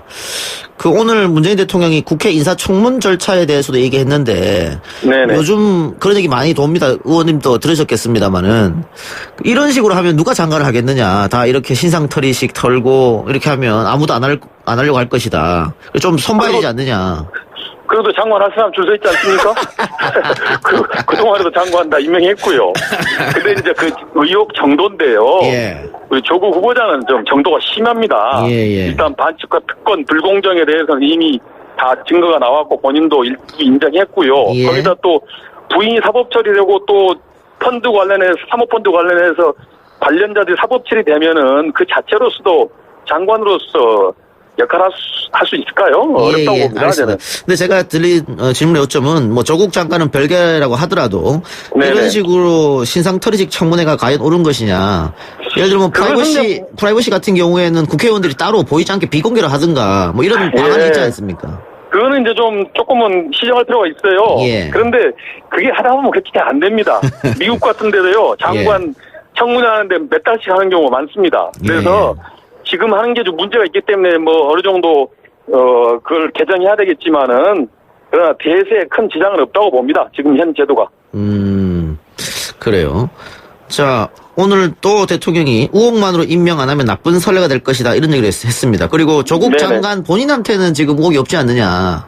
그러니까 가족 문제로 공직자가 책임져야 되냐 당사자가 이런 얘기 같습니다. 본인한테 의혹이 있죠. 왜 없습니까? 예. 본인이 지금 모른다고 해서 그렇지 정확한 우리가 그 청문회나 또 보도 언론의 어떤 한계 때문에 그런 거지. 그러니까 저는 그동안 쭉 그렇게 주장했습니다. 검찰 수사를 지켜보고 검찰 수사 결과에 따라서 임명하는 건 좋다 이거죠. 예. 검찰 수사에서 만약에 무혐의 되고 조국 후보자 아무 관계없는 걸 나오면은 임명할 수도 있겠지만은 검찰 수사에서 만약에 유법한 게 나오고 무슨 사법적인 문제가 나오면은 더 큰 문제 아닙니까? 그래서 뭐 장관을 이렇게 빨리 임명할 필요가 없어요. 장관 없다고 그래서 뭐 법무부가 안 돌아가는 것도 아니고 말이죠. 그래서 저는 검찰 수사 종결될 때까지 대통령이 지켜보시고 그 다음에 임명하는 게 옳다라고 얘기했었는데 이제 좀 급하게 하신 것 같아요. 예. 아직은 모른다. 본인이 관여했을 수도 있다. 그렇죠. 이제 검찰 수사 결과에 또 뭐가 나오면은 이제 더 곤란해진 거 아니겠습니까? 예. 알겠습니다. 이 문제는 어떻습니까? 지금 여당 일각에서는 아들 음주운전 문제로 자유한국당 장제원 의원은 사퇴해야 된다 이런 주장을 하는 것 같아요. 아들 음주운전만 갖고 하긴 없죠. 조국 후보자는 딸과 관련이 있기 때문에 그 문제가 되는 것이지. 장제원 의원 아들이 음주운전을 한 게 장제원 의원하고 직접적인 관계가 있습니까? 그건 아들이 알아서 하는 것이죠. 아들 문제는 아들 문제고. 그렇죠. 딸이 만약에 입시에서 자기가 혼자서 알아서 했다면 그거는 조국 후보가 책임질 일이 아니겠죠. 그렇지만 어머니 그거는 그 조국 후보나 그 부인이 관여했다는 여러 가지 의혹이 있기 때문에 예. 그렇기 때문에 가족 문제에 대해서 우리가 파헤치고 하는 거 아니겠습니까? 예. 그리고 알겠습니다. 공직자의 가족에 대해서 분명하게 검증해야 됩니다. 왜 가족은 굉장히 중요한 사람이에요. 예. 가족과 그 공직 후보자 본인이 별개라는 건 그건 어불성설입니다. 예. 자, 정치적 문제. 조국을 고리로 네네. 바른미래당이 자유한국당과 공동전선을 구축하려고 한다. 이런 분석도 나오고 있습니다. 공동전선 할 수 있는 거죠. 예. 한국당이 잘못하면 민주당과 공동전선하고 민주당이 잘못하면 한국당과 공동전선 해야죠. 당연한 거 아닙니까? 아니, 이걸 계기로 해서 총선 때까지 같이 간다. 뭐 이런 이야기. 그거는 이제 모르겠습니다. 이제 지금 아무래도 여당, 바른미래당이나 한국당이 다 야당이기 때문에 예. 여당에 대한 관계에서 야당 공조하고 있다고 봐야 되고요. 예. 한국당과의 통합은 절대 있을 수 없었습니다. 그것은 한국당이 지금 구태 행태를 보여서 국민들로부터 신뢰를 완전히 잃고 있는데 우리가 왜 거기에 오염됩니까? 그럼 통합은 안 되고 선거 공조는 가능하다. 이렇게 해석해도 됩니까? 선거 공조야 원래 정치라는 게 평소에 예. 자강하고 선거 때 연대하는 게 원래 예. 정치예요. 그러니까 예. 저희가 민주당하고 공조할 수도 있고 한국당하고 공조할 수 있고 그거는 이제 선거 시기에 명분과 실리를 따져서 독자적으로 나갈 수도 있고 공조할 수도 있고 그건 그때 가서 판단할 문제라고 봅니다. 알겠습니다. 검찰 문제는 어떻습니까? 지금 여당에서는 굉장히 검찰을 성토하고 있던데 정치에 개입하고 있다. 이렇게 문제를 삼으면서. 저는 그건 아니라고 봅니다. 예. 윤석열 총장이 정말 살아있는 권력에 대해서 엄정하고 신속한 수사를 하는 것은 국민들이 박수를 보내고 있고요. 예. 여당도 그것을 받아들여야 됩니다. 예. 아니 불과 한 달 전까지만 해도 윤석열 총장이 대단한 검사인 것처럼 칭송할 때는 언제고 예. 자기 편 수사하면은 정치 개입이고 예. 상대편 수사하면은 적폐 수사하고 그런 겁니까? 예. 그야말로 내로남불이죠. 예. 윤석열 호가 다음으로는 패스트트랙 수사하면서 야당을 겨냥할 수도 있다 이런 얘기도 있던데요. 저도 그럴 거라고 봅니다. 예. 지금 조국 후보에 대해서 엄정하게 하는 거는 다음에 한국당에 대해서도 엄정하고 신속하게 얄짤 수사하겠다. 그렇게 예. 저는 그런 신호로 보입니다. 예. 그렇게 되면은 이해찬 대표가 말하는 정치에 개입한다 이런 말도 어느 정도 일리가 있는 거 아니겠어요? 그건 정치에 개입한다기보다도 예. 법과 원칙에 따라서 예. 죄를 지고 법을 위반한 사람에 대해서는 검찰이 엄정하게 수사하고 단죄를 해야 되겠죠. 예. 그게 좀 이제 한계가 좀 애매합니다만은 근데 윤석열 총장이 그동안 검사로서 한 행보를 보면은 예. 정치하고는 좀 거리가 먼 사람이에요. 원칙대로 하는 사람이라고 봅니다. 그래서 일단은 좀 믿어도 될 것 같습니다. 예. 그 점에서 아까 특검은 좀 시기상조다 이 말씀이고. 예, 그렇습니다. 예, 그렇습니다. 알겠습니다. 문병호 최고님 오늘 인터뷰 여기까지 듣겠습니다. 예, 고맙습니다. 예. 지금까지 바른미래당 문병호 최고위원이었습니다. 3부 순서 마치고요. 4부 민심은 숫자다 코너에서 여론 이야기 한번 들어보겠습니다. 뉴스 신동 이 작가와 함께하는 비포장 뉴스 해학 뉴스 정면 승부.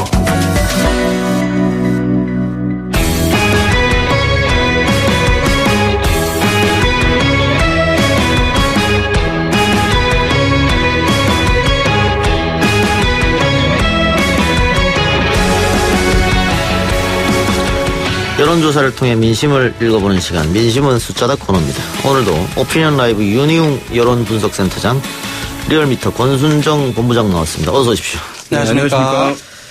자, 문재인 대통령이 지명하고 한 달 만에 이제 임명을 했습니다. 법무부 장관의 부인이 기소된 초유의 사태가 벌어진 상황이라서 대통령으로서 아마 심사숙고했을 것 같은데 최근 조국 후보자, 이제 장관이죠. 조국 장관에 대해서 임명에 찬성하냐 반대하느냐 여론조사가 많던데 최근 거 몇 가지 좀 정리 좀 해주시죠. 네, 리얼미터 여론조사가 무려 5차례에서 전체적인 어떤 변화를 가장 잘 볼 수가 있는데요. 어제 조사를 한 거죠. 청문회 이후에, 그리고 장제원 의원 아들의 음주 논란이라든지, 검찰의 조국 부인에 대한 기소라든지, 온갖 요인들이 다 반영된 결과인데요. 이 조사에 따르면은, 반대가 51.8%, 찬성이 45%, 그러니까 6.8%였죠. 그리고 이게 그러니까 표본수가 500명이기 때문에 오차범위 내입니다. 근데 이제 5일날 조사를 한 게 있습니다.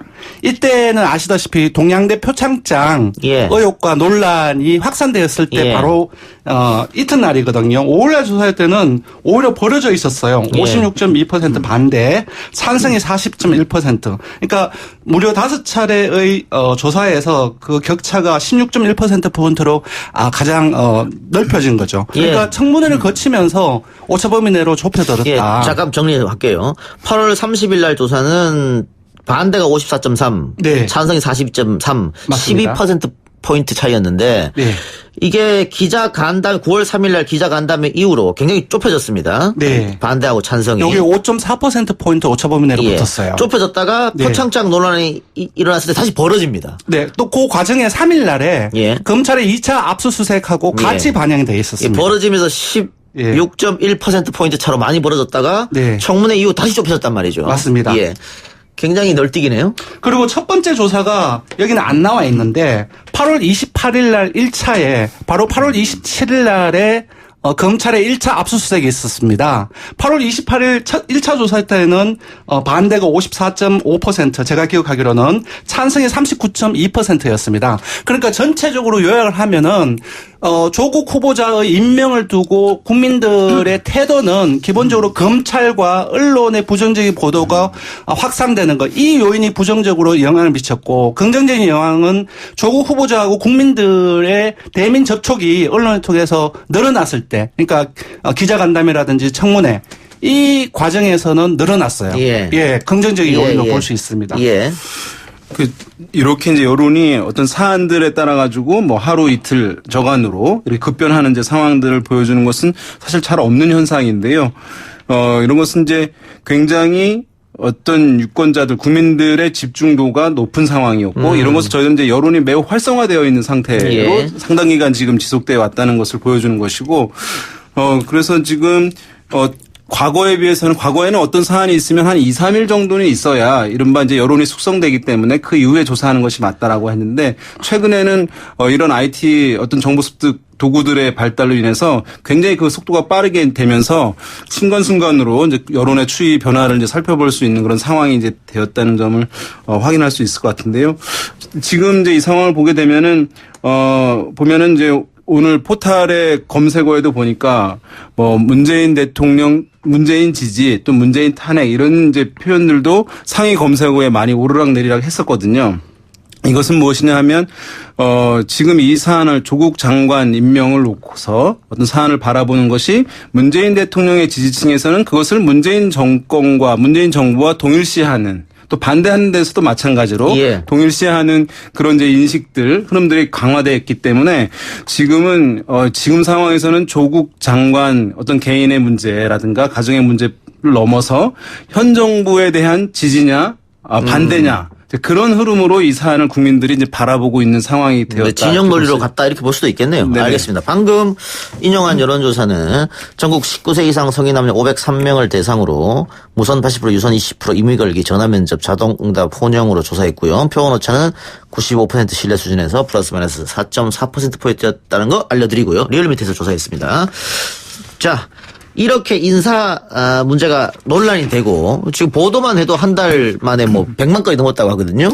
그렇게 되면 여당 지지율은 빠지고 대통령 지지율도 떨어지고 반사 이후로 야당 지지율은 올라가는 게 지금까지의 정례였는데 이번에 자유한국당 지지가 오르지 않고 있어요. 이거 어떻게 설명해야 될까? 지금 이제 자유한국당 지지율을 잠시 소개해 드리면은, 그러니까 지난주 주간 집계로 9월, 리얼미터 조사입니다. YTN 의뢰로 2일부터 6일까지 5일간 조사를 했고요. 응답자 수는 2,505명입니다. 역시 조사 방법은 유무선, 임의 걸기, 전화면접, 자동 혼용이고요. 표본 오차는 95% 신뢰 수준 플러스 마이너스 2.0%포입니다. 그러니까 한국당 지지율을 보면 0.1%포인트가 오르긴 했지만 여전히 29.2%였습니다. 그러니까 한 달 전하고 비교를 하면은 한 달 전에는 제가 기억하기로는 한 28%대 후반이었거든요. 거의 변화가 없습니다. 8월 3주차에 조국 그 후보자를 둘러싼 논란이 확대되었던 첫 시기였는데 그때 30.2%로 오르면서 반사이익을 본 이후로는 8월 4주차 그리고 지난주 9월 1주차 같은 경우는 내리거나 아니면 횡보세를 두고 있거든요. 예. 이 원인은 뭐냐? 예. 기본적으로 지금 조국 후보자를 둘러싼 내용적인 논란 자체가 정의와 공정 또 그리고 기득권과 특권의 문제 아니겠습니까? 이제 이러한 부분들을 일반 국민들이 보기에는 자유한국당은 과연 그러한 공정과 정의를 추구를 하는가? 반기득권과 반특권인가 이렇게 돌아볼 수 있는 거죠. 정당 지지도 조사를 임할 때 그랬을 때 기본적으로 그렇게 보지 않는 인식이 있기 때문에 지지율에 연결되지 않은 부분들 가장 핵심적인 것 같아요. 조국이 부도덕하다고 공격을 하는데 너희들은 과연 깨끗하냐 뭐 이런 네, 심리가 네. 기저에 있다는 얘기죠. 네, 그리고 이쪽에 그 조국 정국이 그 흘러가는 과정 속에서 아주 미미하게만 하게나마 한일 갈등의 이슈가 지속적으로 흘러가고 있었어요. 예. 예를 들자면 보험구설 신의 망언이라든지 여타의 또 한국당 소속의 의원들의 어떤 그 구설수라든지 막말로라든지 그 대변인의 어떤 성적인 부분들까지 포함해서 그런 부분 막말로는 계속 있어 왔어요. 이런 부분들이 겹쳤기 때문에 사실상 오르기는 힘든 반사이익을 보기가 상당히 좋은 조건이었음에도 불구하고 오르기가 어려운 상황이었다고 보여집니다. 이번 사안이 어쨌든 이제 한국당이라든가 야당 의원들의 활약에 의해서 어떤 이제 뭐 사안들이 불거지거나 뭐 그 조국 후보자 관련한 사안들이 불거지거나 한 것이 아니라 이미 이전부터 언론에 의해서 상당 부분 문제 제기가 됐던 점. 그러니까 그 활약한 주체가 한국당 등 야당 의원들이 아니라 언론이었다는 점도 한 가지 이제 이유가 될 것으로 보이고 그리고 이제 야당 의원들이 어쨌든 뭐 개인정보 유출 논란이라든가 이런 부분도 함께 겹쳐지면서 조국 후보자의 어떤 장관 임명 반대 의견이 여론이 일관되게 높긴 했음에도 불구하고 한국당 내 야당이 수혜 효과는 또는 반사 효과는 제한적일 수밖에 없는 측면이 있었던 것으로 보입니다. 그러니까 하나 딱 첨언을 하면은 청문회 끝난 다음에 자유한국당 게시판이 상당히 어지러웠어요. 그 지지자들이 준비 안 하고 뭐 했냐 이렇게 할 거냐. 그런 불만들이 상당히 많았었거든요. 이럴 거면 뭐하러 청문회를 했냐. 맞습니다. 그러니까 준비가 제대로 안 됐다는 거죠. 지지자들이 보더라도. 그러한 요인들이 다 복합적으로 이제 얽혀 있는 것 같아요. 네. 그래요. 대통령 평가는 어떻습니까? 국정수행 평가? 예, 대통령 국정수행 평가는 거의 비슷합니다. 그러니까 긍정은 46.3%, 한 0.2%포인트 떨어졌고요. 부정도 떨어졌어요. 50%대를 넘어섰는데 8월 4주차에 지난주에는 49.9%. 그러니까 보합세가 이어지고 있다고 볼 수 있을 것 같아요. 그러니까 언론 보도의 부정적인 보도라든지 전체적인 여야 그 격돌하는 그런 어떤 정국을 봤을 때 대통령 지지율이 떨어져야 되는데 안 떨어졌던 결과입니다. 근데 이럴 수도 있잖아요. 원래 대통령이 해외 순방하면 지지도는 오르거든요. 근데 이번에는 그 효과를 못 봤잖아요. 순방 갔다 왔음에도 불구하고. 원래 이번 동남아 순방뿐만 아니라 이번 정권이 들어섰을 때 해외 순방 갔을 때 크게 오르지는 못했어요. 그랬어요? 왜냐하면 박근혜 전 대통령 때는 해외 순방 갈 때마다 올랐는데? 예, 그거는 이제 그 해외 순방 할 때 그 정부 때는 많이 올랐는데 이번 정부에서는 사실 보도량 해외 순방에 대한 보도량을 보면은 이전 정부에 비해서 확실히 줄어들었어요. 박근혜 정부 때는 맞습니다. 해외 순방 간 보도량이 엄청났는데 이번에는 없었다. 이 정부에는 크게 아주 눈에 띄게 오른 거는 거의 없었던 것 같아요. 네, 제가 느끼기에는. 왜 그렇죠? 모르겠습니다. 왜 그럴까요? 그렇군요. 예.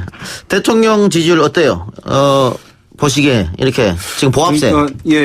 그러니까 지금 사실은 이제 이 사안 같은 경우는 뭐 보는 분들에 따라 가지고 시각은 다를 수 있겠습니다만 굉장히 이제 큰 논란이라고 볼 수가 있을 거거든요. 왜냐하면 대통령이 장관 후보자를 이제 임명하느냐 만약 이 논란 가지고 사실 한 달 가까이 시간을 끌게 되면서 여러 가지 또 악재들도 작용한 것도 사실인데 그런데 그럼에도 불구하고 여당의 지지율이라든가 대통령의 국정 지지율이 큰 폭의 하락, 예상보다는 큰 폭의 하락으로 나타나지 않은 것이 상당히 이제 특이하다라고 하는 이제 생각하시는 분들이 많이 있는 것 같아요. 그래서 이 상황을 좀 본다면은 여권에서 이런 이제 여권 지지층 또 현 정부의 지지층의 충성도와 결집도가 만만치 않다는 점도 일정 부분 보여주는 측면이 있는 것 같아요. 여러 가지 이제 부정적인 사안임에도 불구하고. 그래서 또 한편으로는 대개 이제 뭐 레임덕 이렇게 얘기하시는 분들도 있는데 이런 사안들이 대개 이제 레임덕이라고 하는 것은 여권 내 의원 그룹에서 이견이 어떤 그룹화되어서 표출될 때 사실 그 레임덕이 강하게 이제 형성이 되는 것이거든요. 현상이 나타나는 것인데 이번에 뭐 일부 의원들의 이견은 있었지만 여권이 전반적으로 단일 대우를 형성했다는 점도 있기 때문에 보면은 정권이 일정 부분 어쨌든 부정적 효과는 주는 측면이 있겠습니다만은 정권이 흔들리는 정도까지 이 사안을 가는 것으로 분석해야 될 것이냐에서는 약간 좀 회의적인 측면은 이제 있어 보여요. 그런 면에서 이제 상당히 현 정부의 지지층들이 견고하다는 점을 반사적으로 좀 보여주는 측면이 있다고 하겠고 그럼에도 불구하고 어쨌든 좀 잃은 것도 있으리라고 보입니다. 왜냐하면 지금 40%, 46% 이제 말씀하시긴 했는데 이후에 약간 더 감소할 가능성도 배제할 수는 없거든요.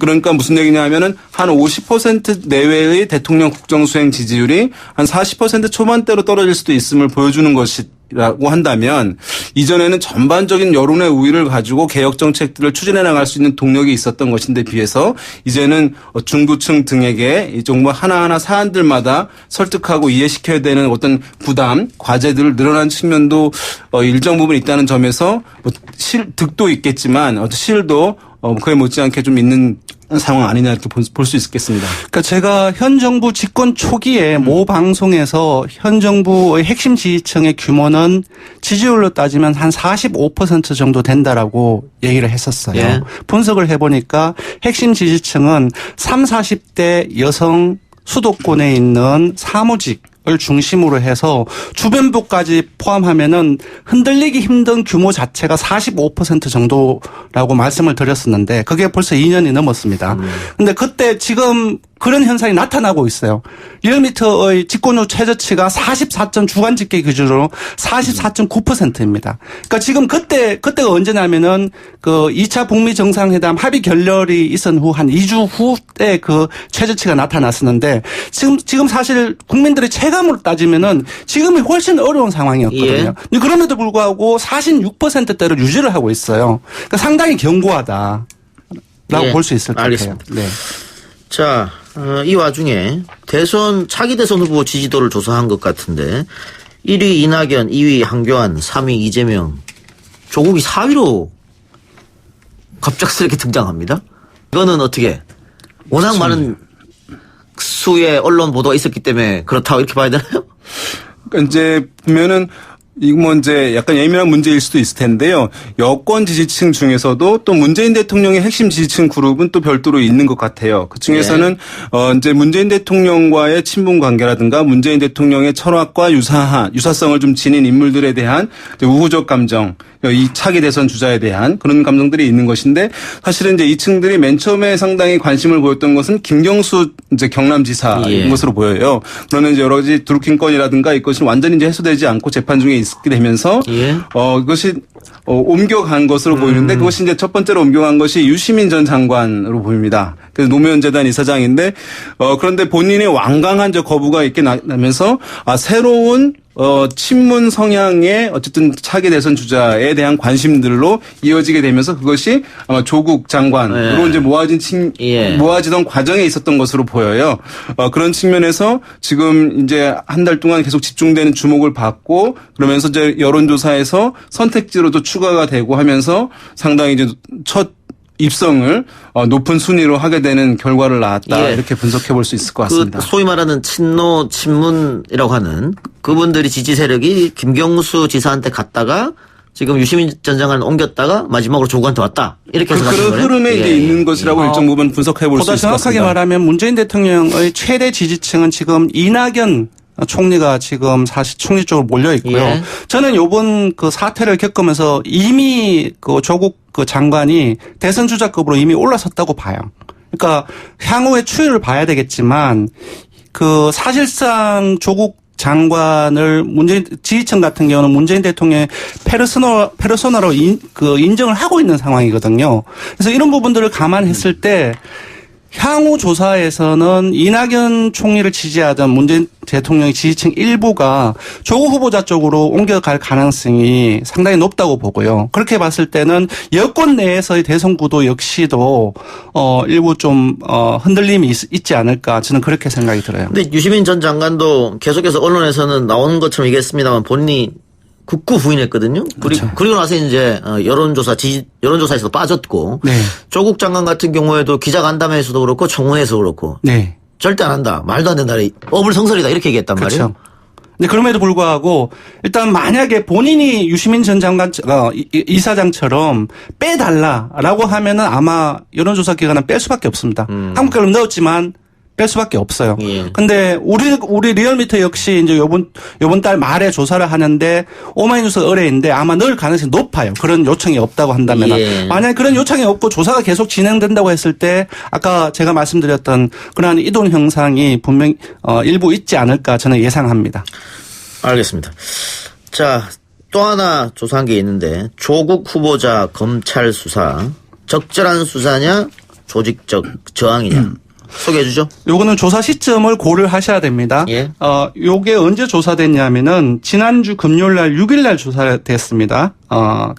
전국 19세 성인 남녀 502명을 대상으로 했고요. 조사 방법은 역시 유무선 전화 면접, 자동도 혼영이고 표본 오차는 95% 신뢰 수준에 플러스 마이너스 4.4% 포인트인데요. 결과는 적절한 수사다라는 것이 52%가 예. 나왔고요. 조직적인 저항이다. 검찰 개혁을 막으려고 하는 조직적인 저항이다가 40%가 나왔습니다. 약 5대 4로 많이 벌어져 있지 않지만 예. 적절한 수다라고 하는 결과가 이제 높았고요. 제가 보기에는 사실 이 논란, 조국 후보자를 두는 논란 자체가 아까 제가 말씀드린 공정과 정의 그런 부분들이 내용적인 핵심이지 않습니까?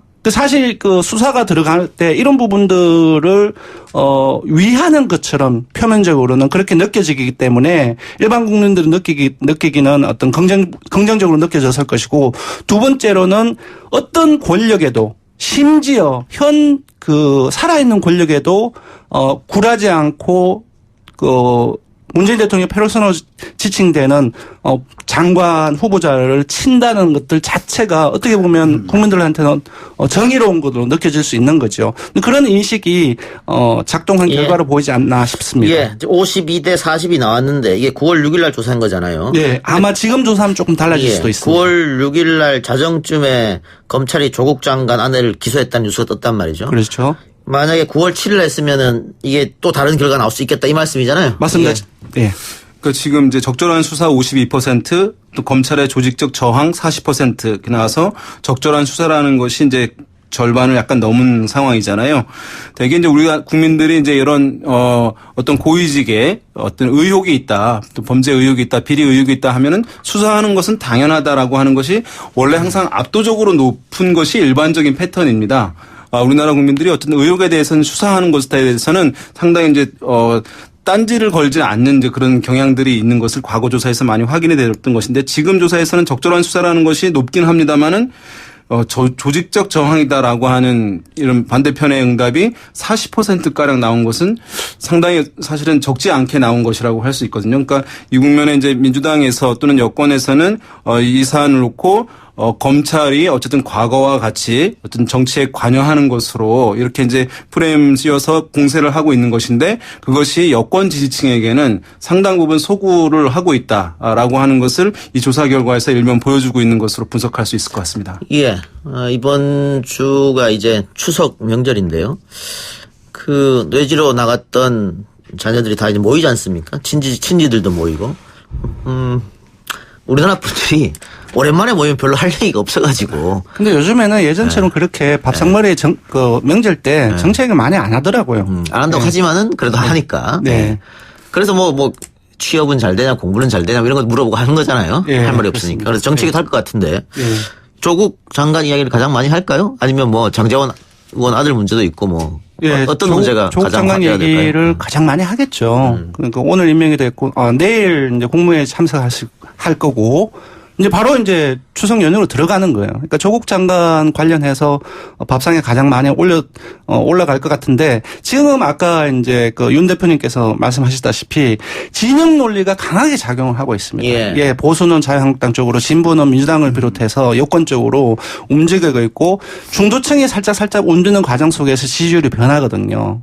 근데 이렇게 이른바 양쪽의 칩토끼들이 굳건하게 자리 잡고 있는 상황 속에서 중도층이 어느 확 쏠리는 어떤 이슈가 없을 경우에는 잘 안 변합니다. 그래서 제가 볼 때는 논란이 상당히 크긴 크지만 그 추석 명절이 지난 이후에도 크게 민심은 지금처럼 바뀌지 있지 않을까 그렇게 예상합니다. 근데 명절에 얘기하는 것으로 이제 보자면은 사실은 이제 지난 박근혜 전 대통령 탄핵 국면, 그다음에 대선 국면에서는 이제 약간 보수 성향을 가지고 계신 어르신들 같은 경우에 이제 명절에 말수를 좀 줄이시면서 과거처럼 적극적으로 말씀하지 못하시는 어떻게 보면 좀 수세에 있는 국면이 있었다고 한다면 이번에는 어쨌든 여러 가지 보는 시각에 따라 다르기는 하겠습니다만은 또 조국 후보자의 이제 가정과 관련한 사안들은 있기 때문에 연배가 있으신 이제 어르신들 같은 경우에는 또 보수적 성향을 가지신 분들이라고 한다면 지난번과 다르게 좀 공세적으로 나오면서 약간 이제 상황이 이전과는 좀 다른 국면을 연출할 가능성도 배제할 수는 없어 보이는 재밌는 포인트입니다. 네, 보입니다. 예. 아까 문재인 대통령 지지층이 상당히 견고하다 이런 얘기 해주셨는데. 조국 장관을 고려를 해서 자유한국당과 바른미래당이 공동전선을 구축한다 이런 얘기가 있습니다. 소위 말하는 반문연대일 것 같은데 그 견고한 지지층이 어떻게 흔들릴까요? 어떻게 보십니까? 지금 이제 야당이 할 수 있는 것은 이제 해임 건의안을 내놓는다거나 아니면 국정조사라든가 특검 등을 이제 요구하는 것 이런 것이 이제 함께 아마 연대해서 할 가능성이 있으리라고 보이는데요. 지금 일단 지금 아까도 얘기했지만은 자유한국당 등 이런 이제 야당의 정당 지지율이 높게 나타나지 않은 것, 반사효과가 크지 않은 것은 아직 탄핵 국면에서 있었던 그런 국민적 불신이 완전히 해소되지 않은 측면이 있거든요. 그래서 지금 공동전선을 구축하긴 하겠습니다만은 그것이 어떤 이제 여론에 급속하게 어쨌든 호응을 얻을 수 있을 것인지 여부에는 아직까지 좀 미미한 측면이 있을 것으로 보여요. 왜냐하면 그렇기 때문에 아마 여권에서도 이렇게 강행하고 밀어붙인 측면에는 이것이 야당으로 반사 효과가 빠르게 갈 것이다라고 하는 것을 생각하지 않았기 때문에 그렇게 되지 않을 것이라고 예상했기 때문에 한 것으로 보이거든요. 그렇지만 어쨌든 야당도 여러 가지 이 사안에 대해서 나름의 명분을 가지고 있기 때문에 지금까지 했던 것처럼 여당과 어떤 국정에 대한 협력을 상당히 외면한다든가 여러 가지 보이콧하는 이런 것에 대한 강경한 자세는 계속될 수 있는 근거를 얻은 것이기 때문에 국정에서 삐걱거림은 아마도 내년 총선까지 계속될 유인으로 작동할 가능성은 좀 커 보입니다. 알겠습니다. 오늘 두 분 말씀 여기까지 듣죠. 지금까지 리얼미터 권순정 본부장, 오피니언 라이브 윤희용 여론분석센터장이었습니다. 수고하셨습니다. 네, 고맙습니다. 오늘 저희가 준비한 순서는 여기까지고요. 저는 내일 이 시간 다시 돌아오겠습니다. 들어주시는 분 대단히 감사합니다.